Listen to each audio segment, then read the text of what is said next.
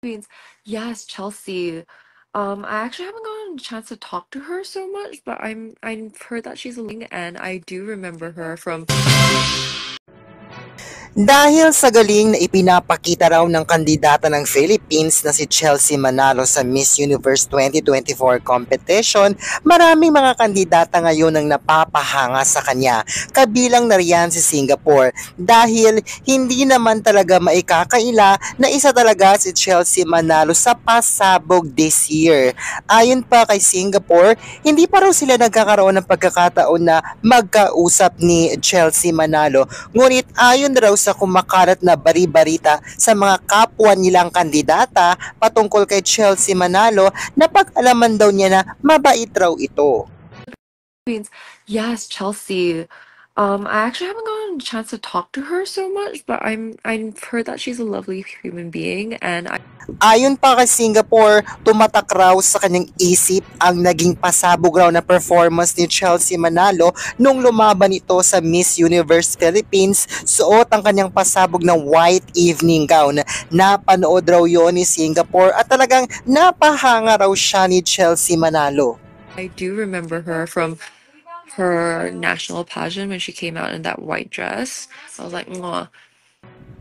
Pansin din daw ni Singapore ang mga pasabog na styling at outfits ni Chelsea Manalo kaya humahanga raw siya rito.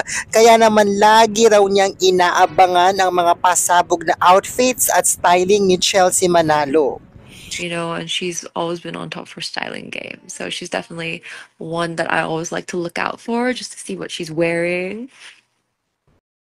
Dagdag pa nga ni Singapore, ikinalulungkot raw niya na wala ng evening gown competition sa preliminary. Pero nauunawaan naman daw niya yun dahil sa sobrang dami naman daw kasi nilang kandidata this year na umabot sa 130. Kaya baka raw kakapusin raw talaga sila ng oras. Pero say nito, malay raw natin baka magbago raw ang isip ng Miss Universe. So bummed that there isn't any even gown during prelims. Yeah, I'm a little bummed about that as well. But I mean, we do have 130 girls this year, so I guess we're a bit short in time. But you never know. I mean, you really never know. Things can change last minute, guys. Fingers crossed. Subalit kinumpirma na ng Miss Universe organization ngayong araw na final. Wala nang aasahang evening gown competition sa darating na preliminary. Base sa nakaschedule nilang live stream sa YouTube para sa preliminary, nakalagay rito na swimsuit at national costume lang ang mapapanood sa prelims na nakatakdang mag-live stream sa YouTube ngayong November 14. Samantala, pinasilip na ang pasabog na stage na pagdadausan ng preliminary at final competition ng Miss Universe 2024 sa Arena CDMX in Mexico City. Meron itong maximum capacity na 22,300 na katao. Makikitang inaayos na ang stage para sa pasabog na preliminary at grand finals.